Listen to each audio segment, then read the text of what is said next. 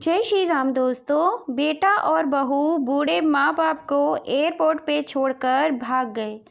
योगेश आज पूरे 5 साल बाद अपने घर इंडिया वापस आ रहा था।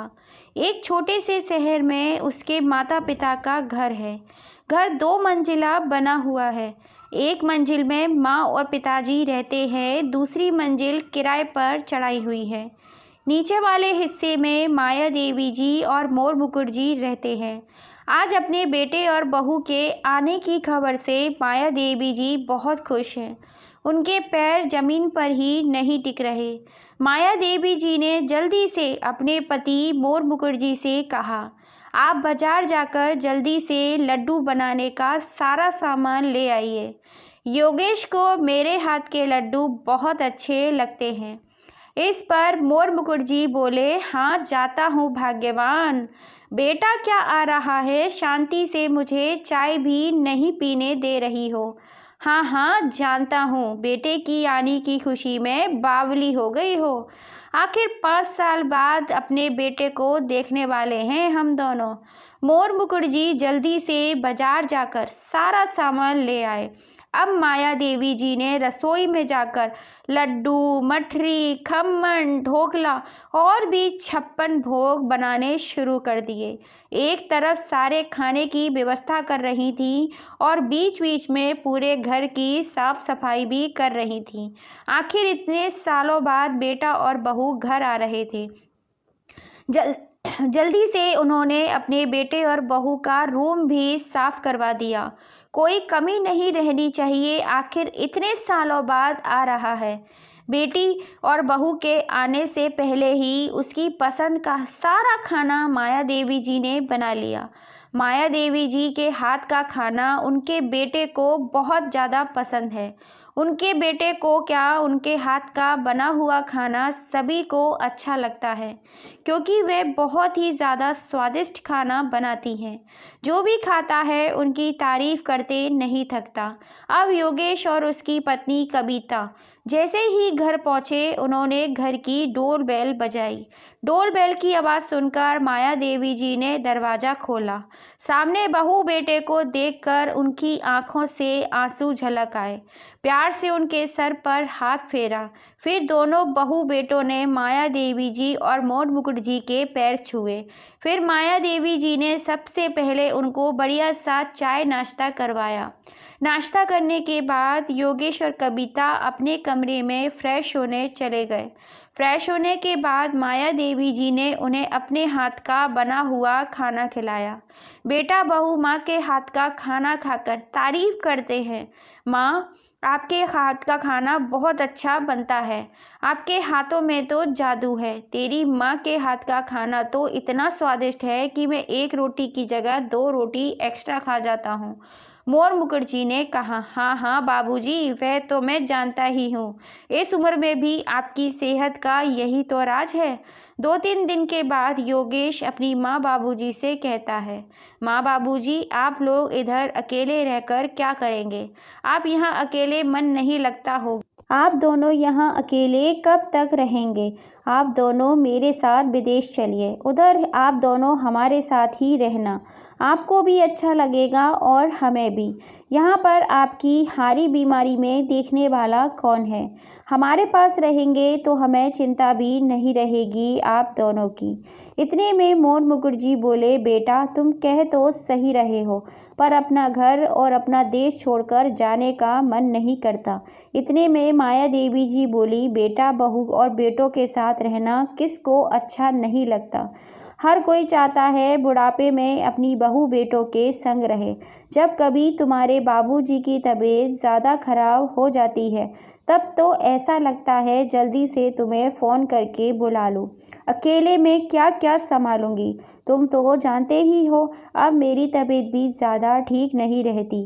तो योगेश ने कहा, माँ बाबूजी अब इसमें सोचने वाली वाली क्या बात है।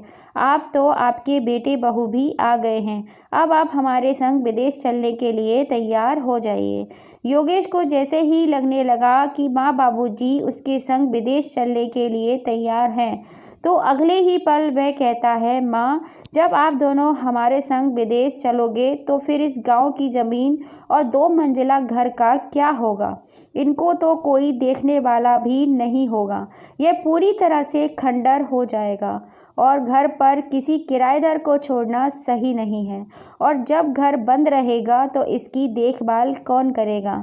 हम ऐसा करते हैं, गांव की ज़मीन को बेच देते हैं और इस घर को भी हम बेचने के लिए ब्रोकर को बोल देते हैं। इससे कोई ना कोई इस घर का खरीदार मिल जाएगा, फिर हम आराम से विदेश जा पाएंगे। माया देवी जी कहती हैं, बेटा, गांव की ज़मीन को हम बटाई को दे देते हैं, जिससे पैसे आते रहेंगे तेरे बाबूजी के अकाउंट में। और रही बात घर की, तो 1 मंजिला तो हमने किराए पर दे ही रखा है, नीचे वाला भी हम किराए पर लगा देते हैं। इससे पैसे भी आते रहेंगे और मकान की देखरेख भी होती रहेगी और हमें बेचने की भी ज़रूरत नहीं पड़ेगी। तभी बहू कविता कहती है, माँ, हम तो विदेश 5-6 साल तक नहीं आ पाएंगे, फिर किराए पर देने का क्या मतलब। कहीं ऐसा न हो कि इतने सालों तक हम उधर रहे और किराएदार हमारे घर पर अपना कब्जा कर ले और हमारी ज़मीन के साथ भी कुछ ऐसा ही हो। इससे तो अच्छा हम उसको बेच करके पैसे ले लेते हैं, वे हमारे काम आएंगे। आपके बुढ़ापे में, हारी बीमारी में यह पैसे बहुत काम आएंगे। आप तो जानती ही हो बुढ़ापे में कितनी बीमारियां लगती रहती हैं और विदेश में डॉक्टरों का खर्चा बहुत ज़्यादा है। आप इतना मत सोचिए। इतने में मोर मुखर्जी बोले, अरे माया, जब बच्चे इतना प्यार से बोल रहे हैं तो मान लेते हैं इनकी बात। फिर बेटा गांव जाकर गांव की ज़मीन बेच देता है और उसके पैसे अपने अकाउंट में जमा करा लेता है। कुछ ही दिनों में अच्छी खासी रकम में घर भी बिक जाता है। माया देवी जी नए मकान मालिक से बात कर लेती हैं, जब तक हम विदेश नहीं जाएंगे तब तक इस घर में रहने दो, उसके बाद आप लोग आ जाना। मकान मालिक अच्छे स्वभाव का था। वह कहता है, ठीक है नम जी, आपको जितने दिन रहना है रुको। वैसे भी हम अपने घर दूसरे घर में रह रहे हैं। सभी लोग अपने विदेश जाने की तैयारी करने लगते हैं, क्योंकि 2 दिन बाद ही उनके विदेश की फ़्लाइट थी। योगेश और कविता माया देवी जी और मोर मुखर्जी से कहते हैं, आपका जितना भी कीमती सामान है, जेवर, पैसे, सब मेरे बैग में रख दीजिए और उधर चल के मैं आपको वापस कर दूंगा। माया देवी जी और मोर मुखर्जी अपने बेटे बहू की चालाकियों को बिल्कुल भी समझ नहीं पाए, क्योंकि वे दोनों गांव के सीधे साधे आदमी हैं। उन्होंने तो ऐसा लग रहा था कि उनके बहू बेटे कितने अच्छे हैं, भगवान ऐसे बहू हर किसी को दे। उन्हें अपने साथ अपने घर विदेश में रखेंगे और बुढ़ापे में उनकी सेवा करेंगे। हम दोनों का बुढ़ापा बहुत ही अच्छे से कट जाएगा। अब और किसी बात की चिंता नहीं है। एयरपोर्ट पर पहुंचने के बाद योगेश अपनी माँ बाबूजी से कहता है, माँ बाबूजी, आप थोड़ी देर इस बेंच पर बैठ जाओ, मैं अंदर टिकट चेक करवा कर आता हूँ। माया देवी जी और मोर मुखर्जी कभी अपने गांव के बाहर नहीं गए थे, तो उन्हें पता ही नहीं था प्लेन से जाने का क्या प्रक्रिया होती है।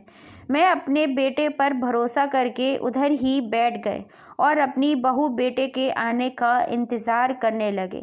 इंतज़ार करते करते उनको 1 घंटे से ज़्यादा हो गया था, लेकिन बेटा और बहू उनको वापस लेने नहीं आए। माया देवी जी ने थोड़ा सा उठकर इधर उधर टहलने लगी, चारों तरफ नज़रें घुमाने लगी कि कहीं उनका बेटा दिख जाए। मोर मुखर्जी ने कहा, क्या मैं अंदर जाकर देखूं? माया देवी जी बोली, रहने दीजिए। बेटे ने कहा है यहीं पर बैठना, अगर वह गया है और हम नहीं दिखे तो चिंता करेगा। फिर वह हम दोनों इधर उधर निगाह दौड़ाकर देखने लगे। देखते देखते उनको 2 घंटे बीत गए। अब तो मोर मुखर्जी और मालती जी दोनों को ही घबराहट होने लगी थी। कि पता नहीं बेटे और बहू अभी तक क्यों नहीं आए। फिर उन्होंने सोचा, गेट के पास खड़े कर्मचारी से पूछा, बेटा, मेरा बेटा अंदर गया है टिकट चेक करवाने के लिए, अभी तक नहीं आया, जरा पता करके बताओ क्या हुआ। वहाँ हम दोनों को विदेश लेकर जाने वाला था। कर्मचारी योगेश को 10 मिनट तक इधर उधर ढूंढता रहा, लेकिन उसको कहीं योगेश नहीं दिखाई देता। फिर मोर मुखर्जी से आकर पूछता है कि आपका बेटा विदेश में कहाँ रहता है। तो बड़ी मुश्किल से मोर मुखर्जी बता पाते हैं कि उनका बेटा तो अमेरिका में रहता है। वह हम दोनों को भी अपने साथ ले जाने वाला था। कर्मचारी को थोड़ी सी गड़बड़ लगी तो वह मोर मुखर्जी को और माया देवी जी को आराम से समझाते हुए कहता है, माँ जी, बाबू जी, आप अपने घर जाइए, आपका बेटा आपको लेने नहीं जाएगा, क्योंकि वह तो अमेरिका वाली फ़्लाइट में बैठकर चला गया। अमेरिका की फ़्लाइट तो कब की निकल चुकी है। कर्मचारी की बातें सुनकर माया देवी जी और मोर मुखर्जी को पहले तो भरोसा नहीं हुआ, इसीलिए वे शाम तक अपने बेटे का इधर इंतज़ार में बैठे रहे। लेकिन जैसे जैसे रात का अंधेरा होता, वैसे ही वैसे माया देवी जी और मोर मुखर्जी को अपने बेटे के उन्हें छोड़कर विदेश चले जाने का भरोसा होने लगता। फिर वे नम आँखों से अपना बैग उठाते हैं और अपने घर की तरफ चल पड़ते हैं। सीढ़ियाँ उतरते समय मोर मुखर्जी का पैर लड़खड़ाकर गिर जाते हैं। फिर माया देवी जी उनका हाथ पकड़कर उन्हें उठाती हैं। उन्हें तो भरोसा ही नहीं हो रहा था कि उनका बेटा उनके संग इतना बड़ा धोखा भी कर सकता है। अब उन्हें समझ में नहीं आ रहा था वे जाएं तो जाएं कहाँ। बेटे ने तो उनके हर तरह से हाथ काट कर रख दिए, गांव की ज़मीन भी बेच दी थी और शहर का घर भी। अब हम कहाँ जाएंगे, कहाँ रहेंगे, क्या खाएंगे, कैसे जिएंगे। माया देवी जी को अपनी चिंता नहीं थी, लेकिन अपने पति मोर मुखर्जी की तबीयत वैसे भी ठीक नहीं रहती थी। अब उन्हें लेकर कहाँ जाए यही सोच रही थी। उन्हें तो अभी भी भरोसा ही नहीं हो रहा था उनके बेटे बहू ने उनके साथ इतना बड़ा छल किया है।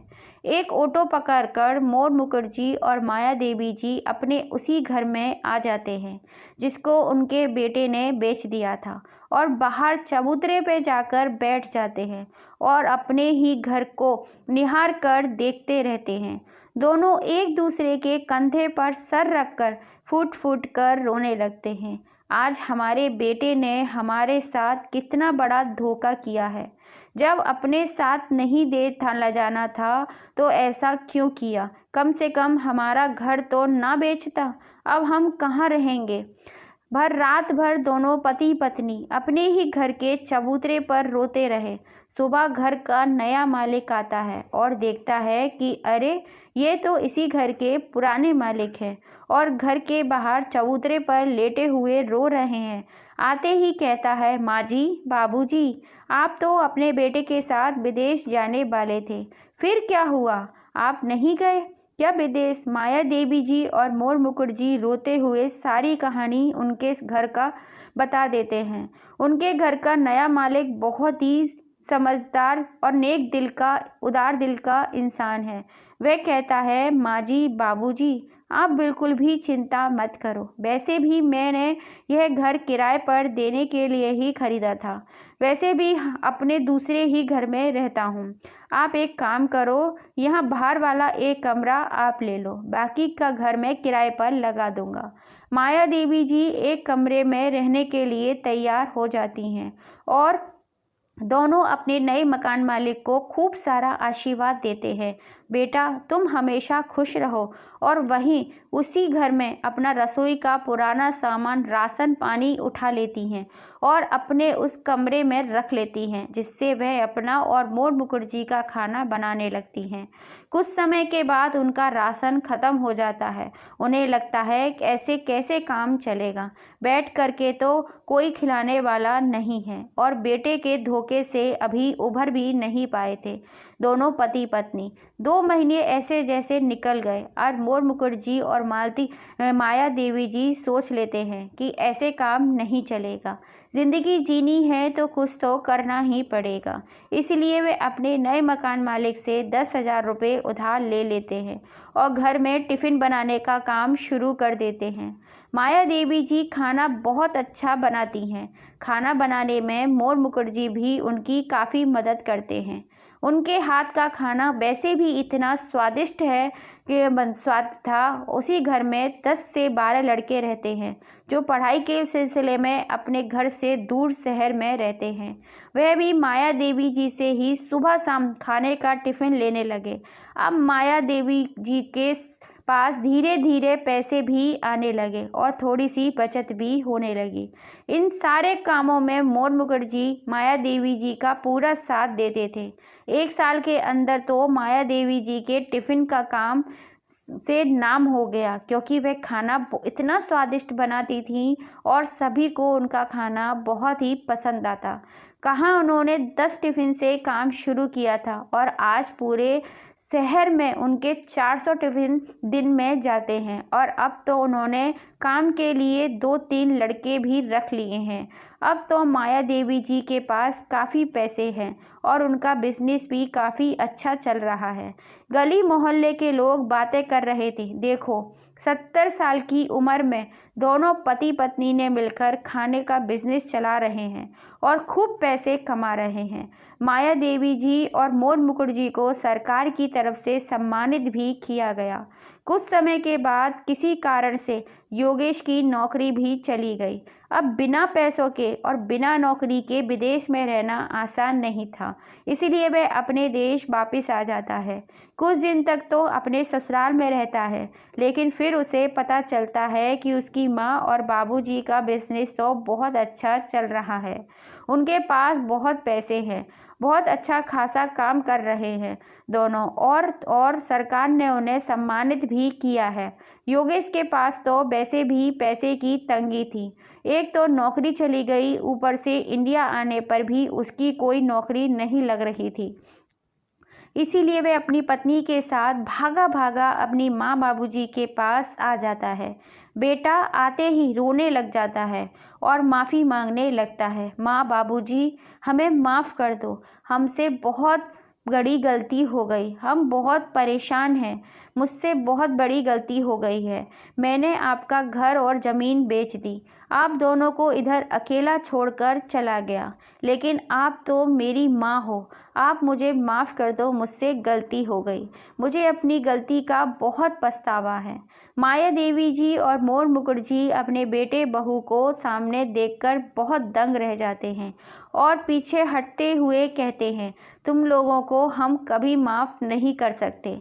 तुम लोगों ने जो हमारे साथ किया वह अच्छा नहीं किया। तुमने एक बूढ़े माँ बाप का विश्वास तोड़ा है, तुम दोनों ने हमें धोखा दिया, यह मुझे कतई बर्दाश्त नहीं है। अरे तुम लोग तो हमें उधर अकेला मरने के लिए छोड़कर चले गए। मेरे बारे में नहीं तो अपने बीमार बाबूजी के बारे में ही सोच लेता। तुम लोगों ने हमारे बारे में एक बार भी नहीं सोचा और इतना बड़ा प्लान बना लिया तुमने हमें धोखा देने का। अरे कुछ तो हमारे लिए छोड़ देते कि बूढ़े माँ बाप को लौट कर जाएंगे तो कहाँ जाएंगे। जब अपने संग नहीं ले जाना था इधर से तो बोल देते, हम इतना बड़ा धोखा देने की क्या ज़रूरत थी। योगेश और कविता बनावटी आंसू निकालते हुए कहते हैं, माँ बाबूजी अब जो हुआ सो हुआ, उसको हम बदल नहीं सकते, लेकिन आपको क्या पता कि हमने कितनी मुसीबत झेली है। 6 महीने पहले ही इनकी जॉब चली गई, एक एक पैसों के लिए तरस गए हैं और अब तो मेरे पास एक बच्चा भी है, उसकी भी पढ़ाई का खर्चा है। माँ बाबूजी आप तो इतने पैसे कमा रहे हो कि आपने अपने लिए इस घर को वापस खरीद लिया, तो मुझे भी अब इसी घर में रहने दो ना। फिर धीरे धीरे से हम कहीं नौकरी ढूंढ लेंगे और इस घर में सभी मिलजुल कर हंसी खुशी रहेंगे। लेकिन माया देवी जी और अपने बेटे के धोखे को बिल्कुल भी नहीं भूलती और वह अपने बेटे से स्पष्ट रूप से कह देती हैं, मुझे किसी के सहारे की ज़रूरत नहीं है। अगर मैं फिर से तुम्हारा सहारा पकड़ लूँगी तो पता नहीं तुम मुझे फिर से धोखा दोगे और मुझे अब तुम पर बिल्कुल भी भरोसा नहीं है। तुम्हारे बाबूजी तो अंदर से पूरी तरह टूट गए थे, बड़ी मुश्किल से उनको संभाला है। अब मुझ में बार बार संभालने की ताकत नहीं है। तुम्हें जो करना है वह करो, जहाँ नौकरी ढूंढनी है ढूंढो, पर ना ही तो मैं तुम्हें इस घर में रखूँगी और ना ही अपना एक पैसा तुम्हें दूंगी। हम जो भी पैसा कमाते हैं अपने दम पर कमाते हैं। तुमने तो मेरा सब कुछ छीन लिया था, उसके बाद भी हमने इतना सब कुछ कर लिया और तुम तो अभी जवान हो। जाओ अपनी परिस्थितियों से संघर्ष करो, पैसे कमाओ और अपनी ज़िंदगी जैसे जीना है जियो। मुझसे कभी कोई उम्मीद मत रखना। इतना कहकर वे दोनों अपने कमरे में चले गए और दरवाज़ा उन्होंने बंद कर दिया। बहू और बेटा अपने माँ बाप की बात को सुनकर मुंह लटकाकर घर से निकल गए। तो दोस्तों, आपको ये बूढ़े माँ बाप का निर्णय सही लगा या गलत? प्लीज़ अपने कमेंट हमें ज़रूर करके बताना। कहानी पसंद आई हो तो लाइक शेयर एंड सब्सक्राइब ज़रूर करना। Please please please. थोड़ी सी भी पसंद आई हो तो लाइक शेयर एंड सब्सक्राइब ज़रूर करना। फिर मिलेंगे। जय श्री राम।